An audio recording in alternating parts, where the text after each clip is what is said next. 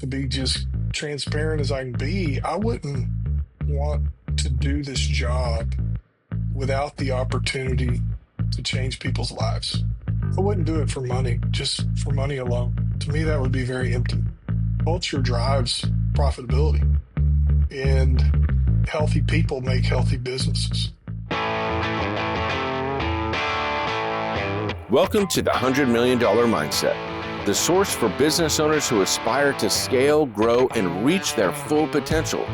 Whether you're aiming for 5 million, 10 million, or 100 million. Your hosts are Alan O'Neill, the Irish plumber, who scaled Abacus Plumbing and Cooling to over 100 million, and taco lover Todd Liles, a coach to high-performing business leaders and the owner of Service Excellence, are going to help you think bigger, act smarter, and take your business to the next level.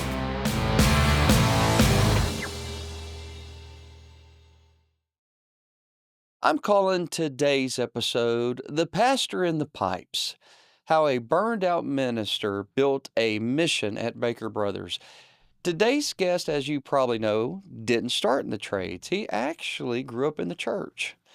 Bubba Thurman was a youth pastor serving for over 22 years, and he served in one of the largest ministries in the country. But the emotional weight of funerals, broken families, and constant performance caught up to him. He was burnt out, and he left the pulpit, but he didn't leave his calling.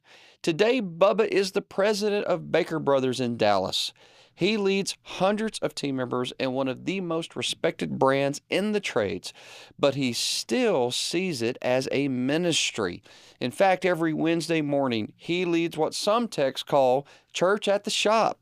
He pours into people, grows leaders, and runs a profitable business without compromising his soul. If you have ever felt the tension between leading and burnout, and if you have ever wondered whether you can build a healthy business and still be true to your values, this episode is for you. Bubba Thurman, welcome to the show. I'm really glad to be here today. Well, man, it is great to have another conversation with you. Today, we're going to be unpacking the things that we learned when I visited with you in preparation for this. And what I want to start with here is a quote that you told me. I didn't leave the ministry. I just changed my mission field. Because, Bubba, you actually started at Lake Point Church. You were there for over 17 years, right? Well, I was at Lake Point when I transitioned here to Baker. I started at a church in Louisiana called Cell Street, and served my first 5 years there in Louisiana. Spent 17 years in Rockwall. Actually, that's where I met Jimmy Dale. It was in Rockwall through the church and Little League football. So you loved the church. You were talking to me about this. I know that this was really critical, but in a short season, you had to go through 11 funerals, and it just left you just totally and emotionally depleted. You and your wife spoke about it, and you made a very difficult decision to step away, what you've done your whole life. Do you mind if we unpack what happened there and what pushed you to leave the ministry? No, I'm pretty open about that season of my life, and in fact, I wouldn't be where I'm at right now if it weren't for that difficult season. Well, let's run through it a little bit. What were the things that led up to that point?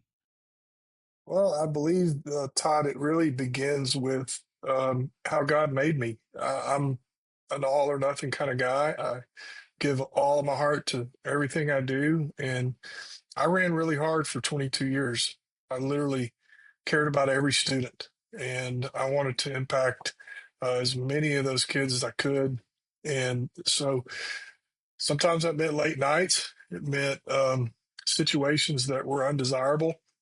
It could be family, issues where I would go pick a kid up and bring him to my house because of conflict in the home. And there were uh, major crises like teenagers losing their lives for various reasons through accidents and even suicide. And over a 22-year time frame, those really began to take their toll on me, and just found myself in a place where I wrestled with, how do I continue to make a difference? How do I keep caring about my faith and impacting people through that without having a personal crisis? And so for me, it was just a decision to, go into a different environment, but one where I could still fulfill my life calling, which is to impact as many people for the kingdom as possible.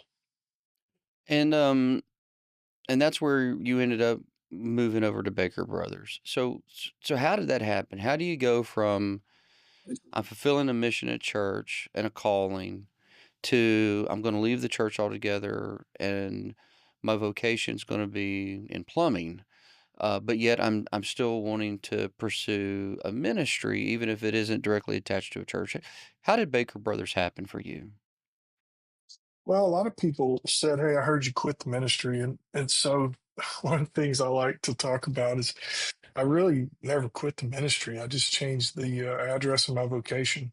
And conversations with Jimmy, we talked about this for 9 months, Todd. It was a long conversation where I was feeling a sense that I needed to go do something else to make a living, and it was a time where Jimmy was looking for help in his business, and it literally was conversation in my kitchen that kind of started it.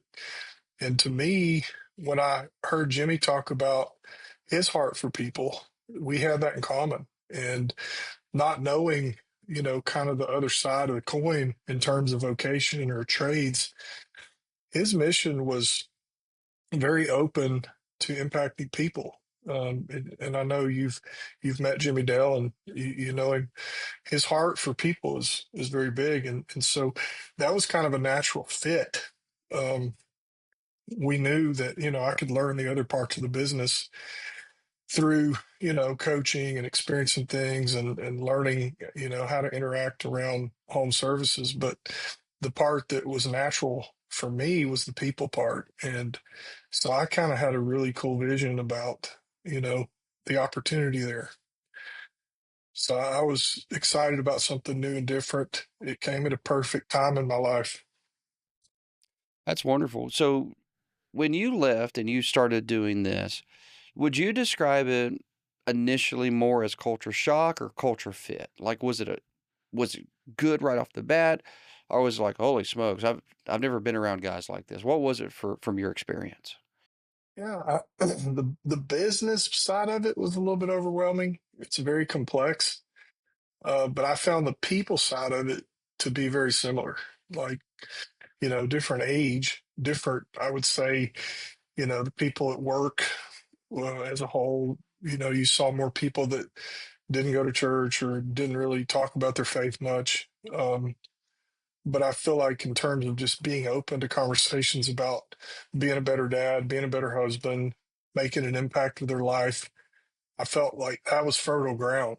Like they were very open to it. So that was an easier transition to get up in front of the guys and, you know, share stories or inspire them to do things maybe they weren't doing.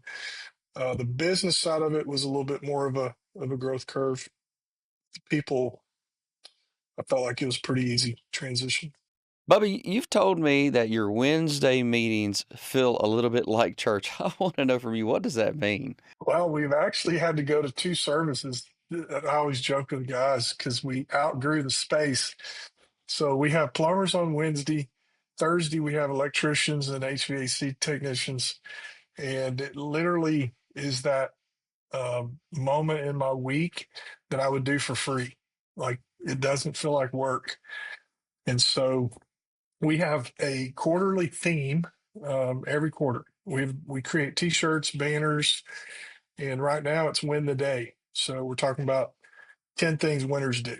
And so I just feel like it's an opportunity for me to speak into their lives in a way that is more about them.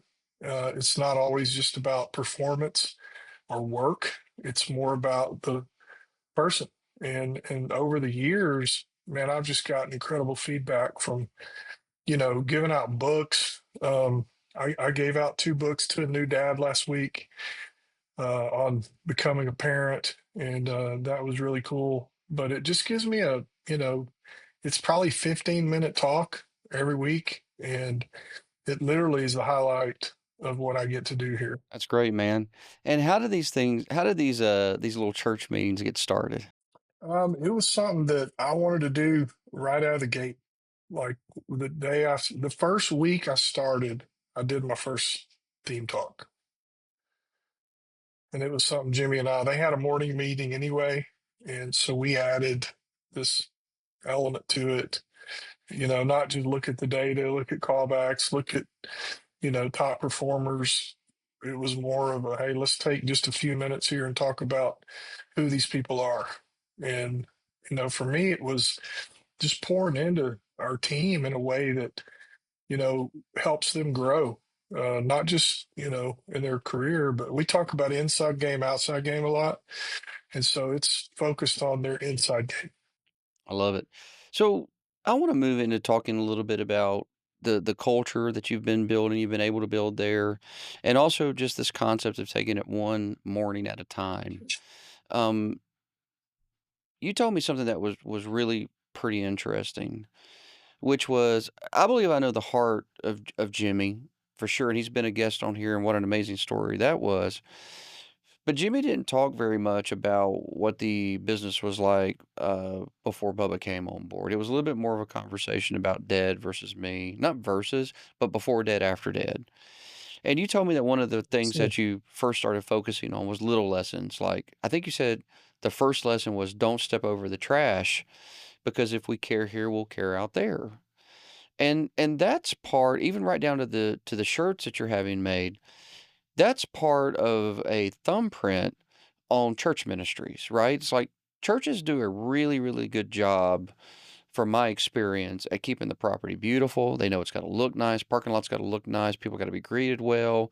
It's got to be an experience. And internally, people got to have fun, constant motivation, especially kids, right? And if you've got that youthful mentality, you better be bringing a party to Wednesday night. So you said you learned a lot from that, even right down to, fixing coffee machines. You wanted to model what excellence looked like in the church at Breaker Brothers. So I want to talk about that. What was the first cultural change that you focused on? And let me just say, I think there's a lot of people that would look at Baker Brothers today, and no one's taking anything from Jimmy. Jimmy's an amazing human. Baker Brothers wouldn't be Baker Brothers if Jimmy didn't hire you. But I think a lot of people will probably think that a lot of those things are only Jimmy's thumbprint, and the reality of it is that they're Jimmy plus you. So what was the first big cultural change that you wanted to focus on at Baker Brothers? well, coming out of the church I came out of, I worked for an incredible leader, a guy named Steve Stroop, who was there for a long, long time. And he was just a phenomenal leader.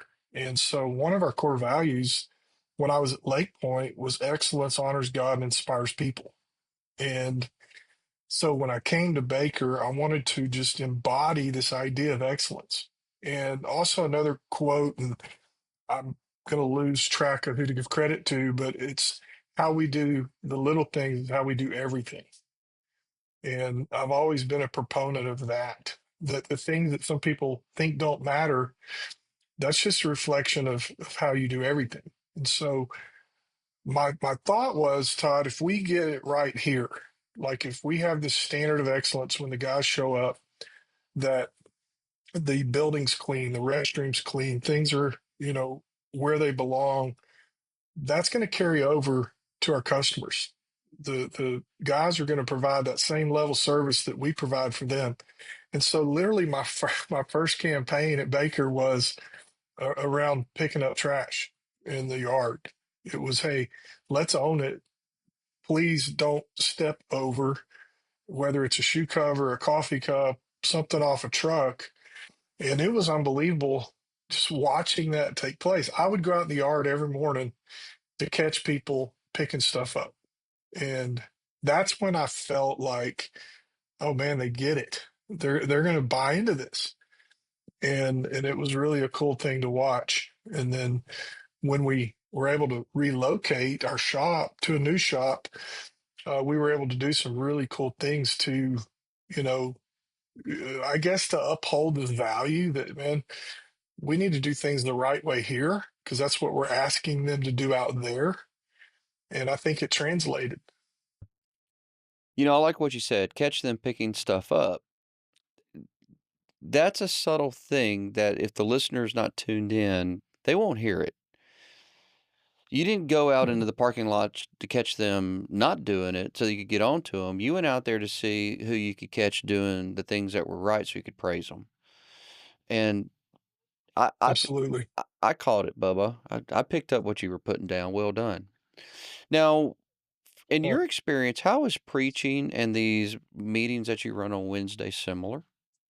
well, I think there's an end goal, right? And the end goal isn't. Here's my one of my favorite quotes as well: is knowledge is knowledge, applied knowledge is power. And so, whether you're sitting in a church pew or whether you're sitting in the company meeting room, I'm conveying things to help them grow their knowledge, but in a way that is coupled with inspiration to actually put it into practice. To go, hey, if you go do these things, you will be a better dad. If you go do these things, you will make a difference. And if you go do these things, you will be a hero to the customer. And so I think the similarities are teaching for change, transformation.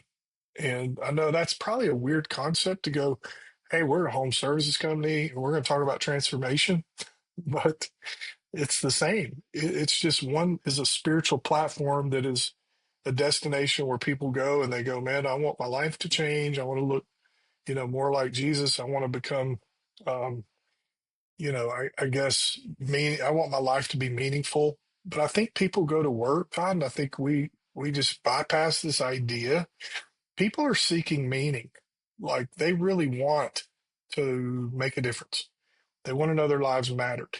And so, the platform for ministry, um, every day, I used to tell them, look, we're knocking on people's doors. It could be a lady that lost her husband last week. It could be a single mom just struggling, for her next tank of gas. I said, you guys have an opportunity to speak hope in that, even though you're there to fix a toilet or panel or replace an air conditioner. And so when they, sit in those seats, I think there's a big similarity to finding purpose. Bubba, I want to move into actually talking about the structure of the meeting and specifically trying to put a framework around it. And what I want you to do is I want you to imagine that there's someone that's a fan of yours, they're a fan of Jimmy Dale.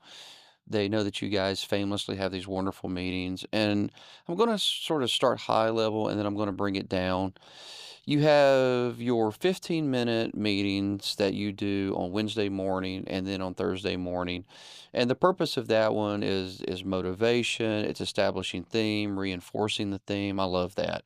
That's the little church meetings for those that are keeping tally. What other meetings are a technician? I want to specifically talk about a tech. If I'm a technician at Baker Yeah. Brothers, what other meetings am I sitting in? And I'd love to know all of them, down to if there's daily huddle, if there's a 30-minute or an hour-long weekly reinforcement or communication or technical. Give me the life of a technician at Baker Brothers. And not the new guy, but the guy that's been there a year and he's got the ropes. Now he's in a normal meeting rhythm. What does that look like for that technician? Well, Wednesday and Thursday are geared toward two things. We go over some important data points, callbacks, safety. Um, we highlight reviews. Like we make a big deal when somebody does something really good. You talked about reinforcing picking up the trash.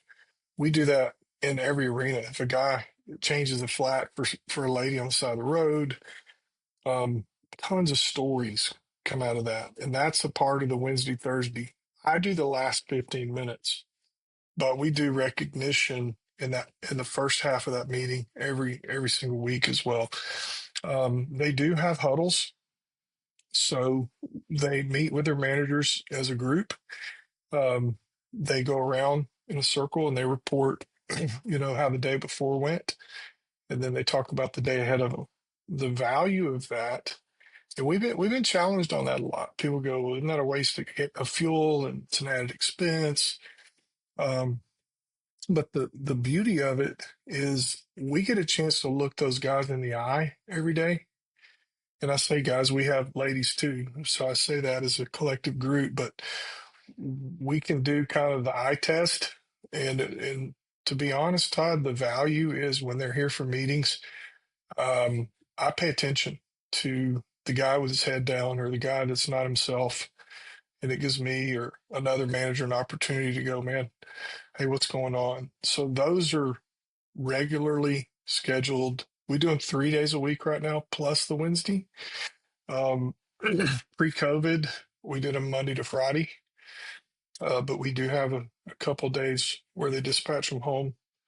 Um, but the reality is, we want to have as many touch points as we can, and so we will also bring them in for product training. Some of our vendors, like Lennox, will come in and train our AC technicians. And then every Friday morning, we train all of our apprentices, and it is hands-on. They're putting their hands on actual situations in our training room, and so that's kind of the rhythm. Um, they have 3 daily huddles, tech meeting, and training. Like this week, we'll train some guys on some new products. We'll talk about water filtration. The rep will come in and help, them get to know the product better. So it's a mix of training and coaching is what I would say. Thank you for that. Appreciate it. 6 months into Yeah. your new adventure into Baker Brothers, you had a real low moment. You had a season of doubt. You wasn't sure if you were going to be able to make it, but then you pulled out of it. So, what brought up that season of doubt, and how did you make it through? Well, I think it's you do something new and there's just this newfound energy. There's new relationships. There's you see some early wins, and then you kind of get into maybe, man, this is harder than I thought. This business is pretty complex. And then you get into a couple messy situations in terms of this guy really doesn't like what I'm telling him. Maybe you give a guy advice and you think, man, that was really good advice. And he's like, yeah, I don't believe what you're telling me. And so it's kind of that, I got to stick with it. But I really did. I went through just a couple weeks of just going, man, I don't know if I'm supposed to be doing this. And I'm a huge believer of embracing those moments, because if you work through it, then you have clarity. And, and I think coming out of it, I kind of felt re-energized around, what I'd set out to do initially. Got it. Well, it's good to hear. And I know that people are glad that you stuck with it. I mentioned to my friend Rachel Egner that you were going to be coming on the show. She goes, "Oh, I love Bubba." So, like instant, without a beat, I love Bubba, and and that means that you belong. How long did it take you to feel like you belonged? And was there a moment, or did you just sort of realize it one day? Yeah, I think it was a process, obviously, for, kind of figuring out the lay of the land. And Jimmy used to always go, hey, these guys will sometimes try to take advantage of you. They're going to try to trick you and see what you know and what you don't know. And I really found that when they saw that I was for real, like that when I said something to them, I really deeply cared about the problem they were having. I think when they kind of realized that they weren't going to scare me off or they weren't going to back me down, that I was all in, then I started feeling like, okay, these are my people, and this is where I can literally make an impact. Um, so yeah, I think it took several months, but I feel like there was a moment where I just embraced, this is a great platform for me to go and make a difference. Good for you. I think everybody's had that moment to And I where love it's the like, Agners too, by the way. aren't they great? Man, they're just great. They're Uh, just great people. I just Some of the count them as kindest some people I've ever met, for real. 100%. Yeah. Steve and Rachel are both, in my opinion, are just counted in the highest caliber of my friendship possible. I love them to death. I'm going to be going out there to see him in September. We try to get together once or twice a year. So, thank you for sharing that. And I think everybody has that moment to where they, whatever it is, I don't know if you call it face the bully. It's not necessarily that. It's face the conflict, where it's like, hey, I'm not going away. And you realize that you can address it and you can work through it. And that's what you described. Now I want to talk about Yeah. the potential hard stuff. Potential hard stuff, which is having what I refer to as pastoral leadership, but then doing it in a private equity world. And the reason why I think it's potentially hard stuff, and maybe I'm wrong, but being open about your faith, having it being part of what you do in the world that we are in right now could seem odd to some people, and even to some people, grounds potentially for litigious actions. So, Bubba, there's a quote that you said here, which is some people chase numbers, but numbers don't stay, people do. And you now report to Wrench Group. And I'm not saying Wrench Group, but I'm saying private equity isn't always known for putting people over profits. I want to explore both of these ideas and how you navigate these two worlds. So here's the first question. How do you lead with your values and your belief system in a private equity owned business without facing conflict? Um, I think both are achievable. One is just a target that's laid out, and and I believe that if I have an agreement, whether it's with you or a corporation or whatever, that part of my integrity is I need to uphold that. And so, what we've been asked to do, if I disagree, I should exit. If I shake your hand and go, okay, I'll do that, I'm in. So I'm going to do what is required of me to fulfill my job for us to be the best company in terms of profitability and hitting our numbers. But I think where some people miss on this conversation, and I think it's a really relevant conversation, and that is that somehow I have to choose one or the other. But what I would say, nobody can keep me from caring about people. Like you can't stop me from going, I care about the well-being of everybody who's an employee here. I care about their families. I care about their situation. And so I haven't felt resistance to be, completely honest. I haven't felt resistance at all in that realm. I haven't felt I haven't gotten a trophy and said, you're amazing at culture either. But I haven't had anybody go, hey, dude, you can't talk about people's personal life. You can't talk about you can't hand out books about being a better dad. Like, no one's come to me and said, hey, you can't impact the people that work there. So for me, I just never took my foot off the gas, regardless of who owns us or who, sets the pace for our financial performance. Because I truly believe with all my heart, just my business motto would be that culture drives profitability and healthy people make healthy businesses. And so if I can contribute to the health of our people in their personal life and their financial life or whatever, they're going to show up different. They're going to feel loyal. They're going to feel, you know, cared about. And I think that makes a difference. They're going to give that little bit of extra effort because I'm going to give them a little bit of extra effort. And so I think, I could make a business argument, but also to be just transparent as I can be, I wouldn't want to do this job without the opportunity to change people's lives. Yeah.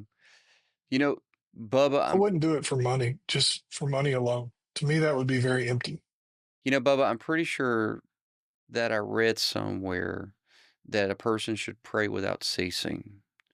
And when I think about that logically, I'm pretty sure that means that you should live your life in a way that is a reflection of your core values, not literally you're awake and you're praying and you go to sleep and you're praying. So I know that you were praying without ceasing, but now I want to ask the actual tough question. Are there prayers in that building So, that are privately? I know they're private prayers, but are there public led prayers? Do you guys pray as a team? Is there opportunities to do that in meetings? well, Is that an area that isn't the case? yeah, I think the parameter is with permission. Like, I really feel like the environment that we're in, I need to be, to answer your question, yes, we pray. I pray for the business every day. I start my day sitting at my desk at 6 o'clock, and I write my journal, read my Bible, and I pray for the business. And I've had people that have struggle in their life, and I've asked, if you were sitting across from me, I might ask you, "Hey, Todd, do you mind if I pray for you?"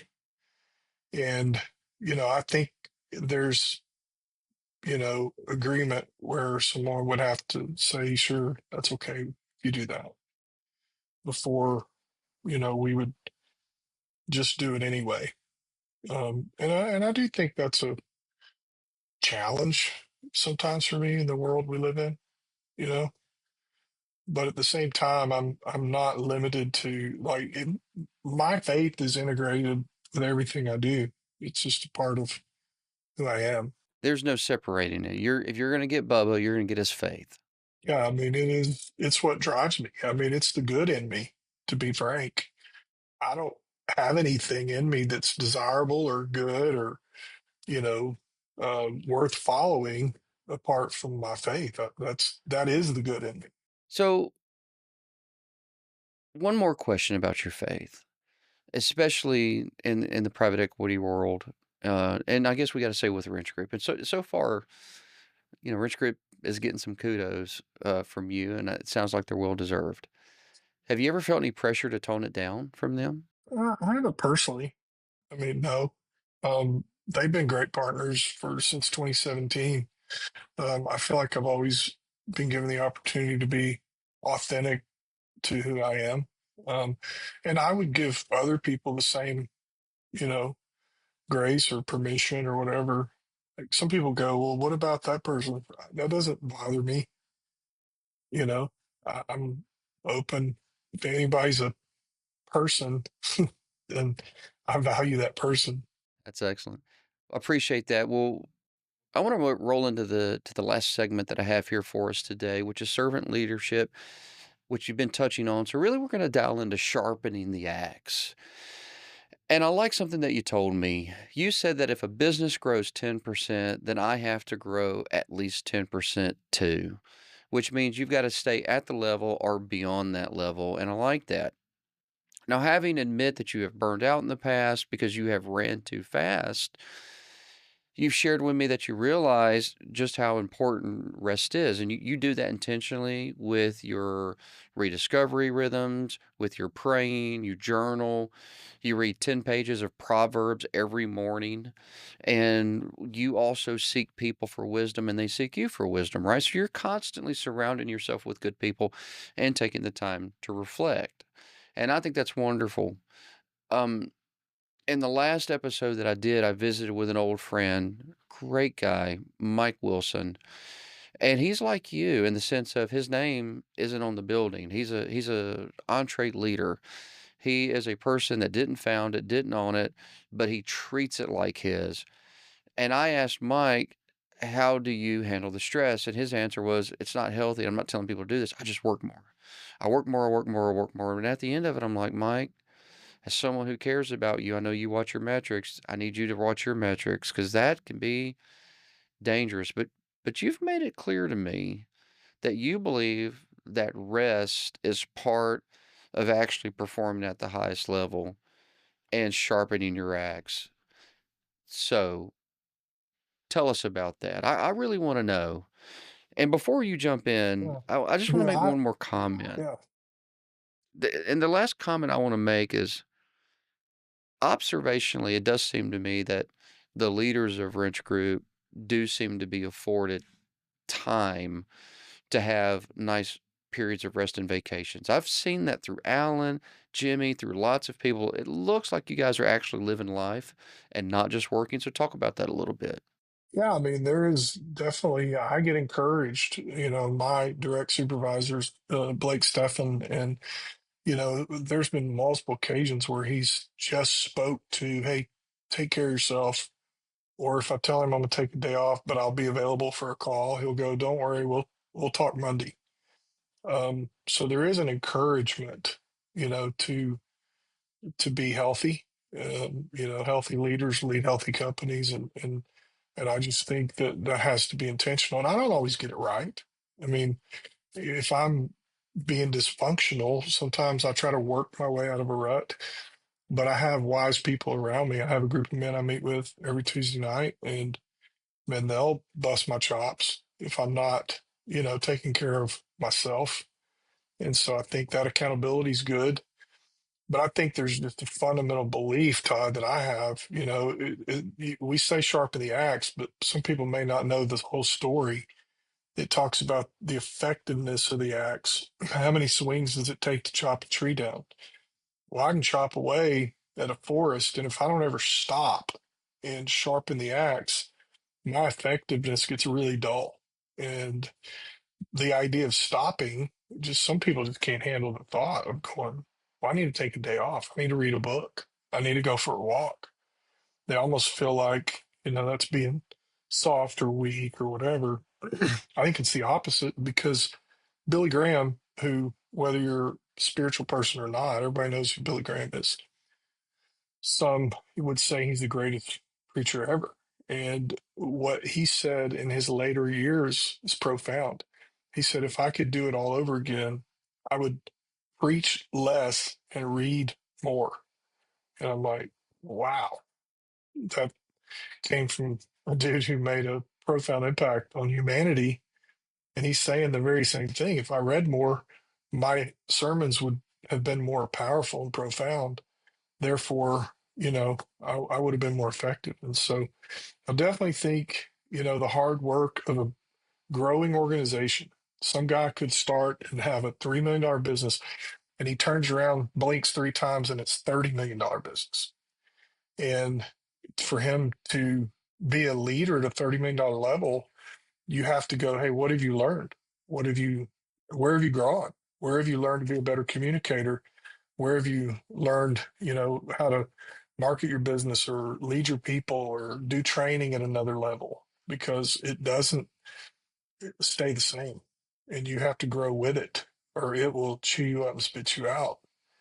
And I think that's wise to just not only recognize the growth piece, but you said another word that I think is critical, and that's rest. Um, Vince Lombardi said, fatigue makes cowards of us all. And I meet so many leaders, and if I ask them, "Hey, man, how you doing?" They almost default by going, "Man, I'm exhausted.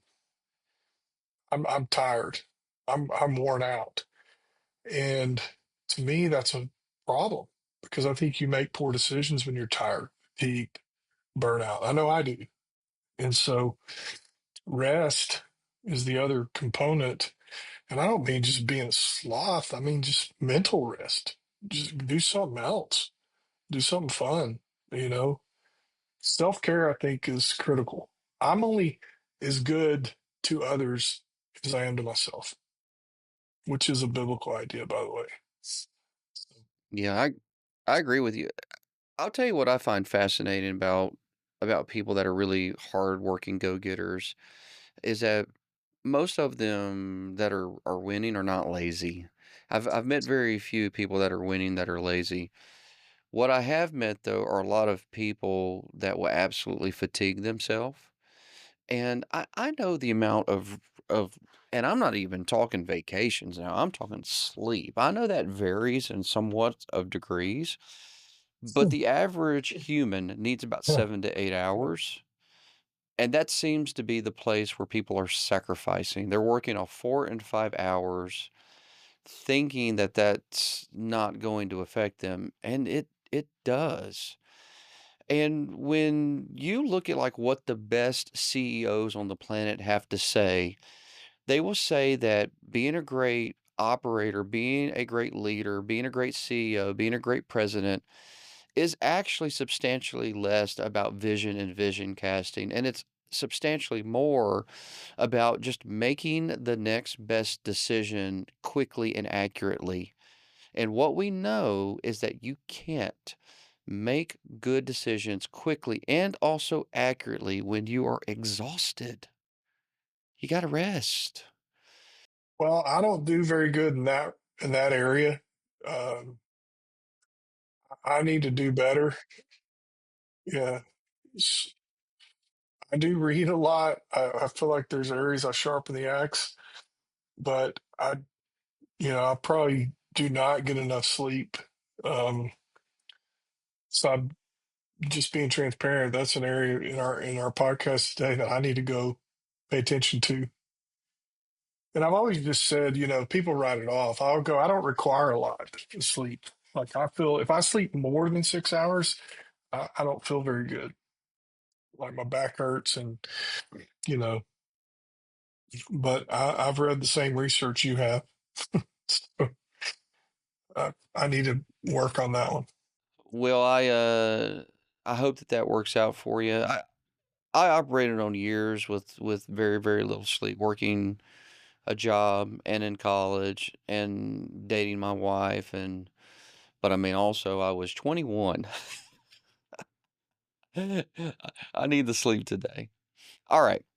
Yeah, it feels a little different. It feels a little different. It feels a little Yeah. different today for sure. I got two questions for you, and then we're going to wrap this up. I want to know what you would want your grandkids to think about this time at Baker Brothers, and let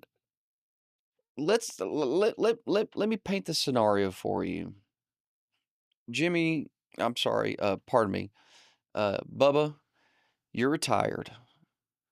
You're in your 70s, you've done a good race, you've done good work, and you're kicking back, and a grandkid comes up to you, and maybe this grandkid is even a teenager, or maybe this grandkid is a college kid, and they go, Papa, I'm just thinking about all the time that you were at Baker Brothers and you worked so hard, and I see you have a beautiful home and you have nice things, but I know your name wasn't on it.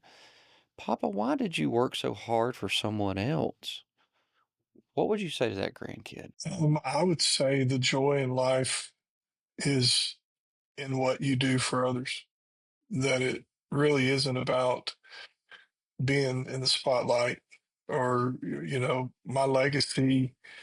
Um, I hope my legacy would be built upon what I did for other people, that I could tell my grandson story after story of, hey, there was this guy that I took to breakfast, and there was a guy whose home got destroyed by a tornado, and we were there as a team. And I would love to just tell stories that reinforce this idea that my life mission was to make a difference in other people's lives.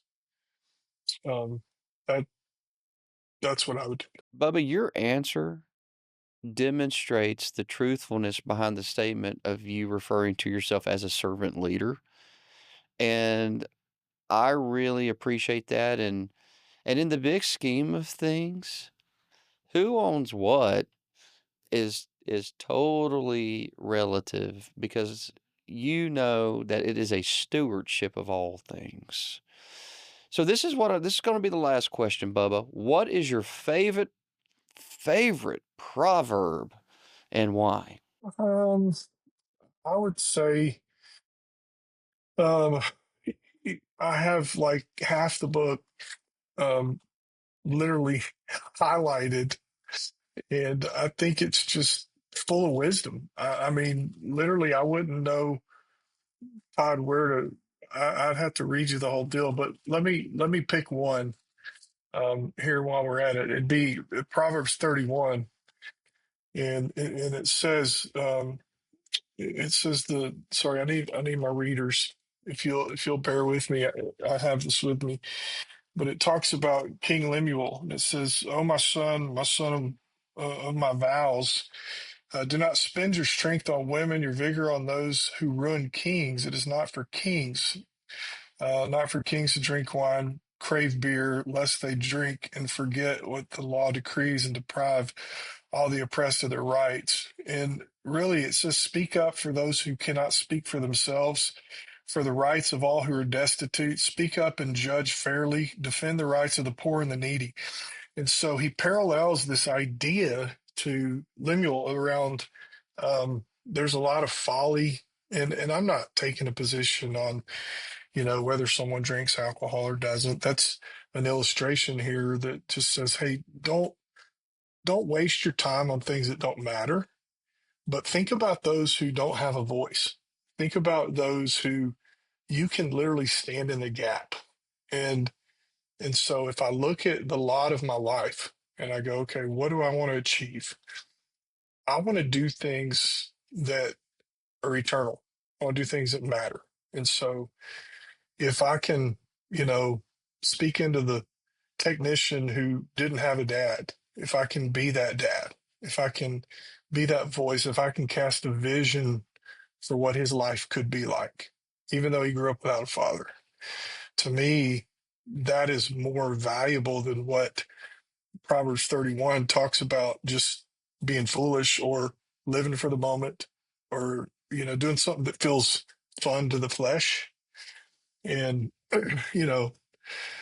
in the political correct climate we live in, he talks about really booze and chasing women, compares it to a life of meaning and purpose. And so I find that a little bit humorous, but it kind of sums up, why am I here? What is my distinct purpose?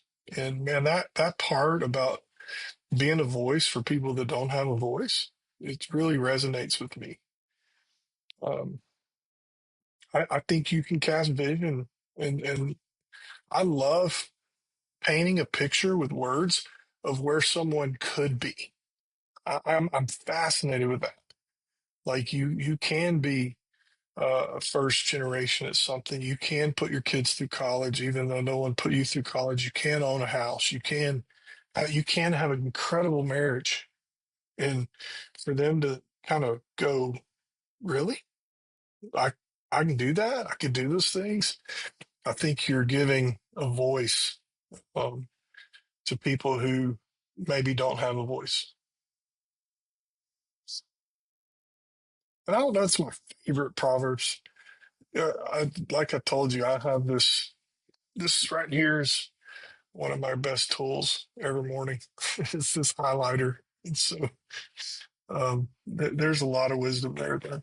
Bubba, your story is a reminder that this is about people. It's not just about profits, and that you got to show them that you care. And even though you left the pulpit, you never left the ministry.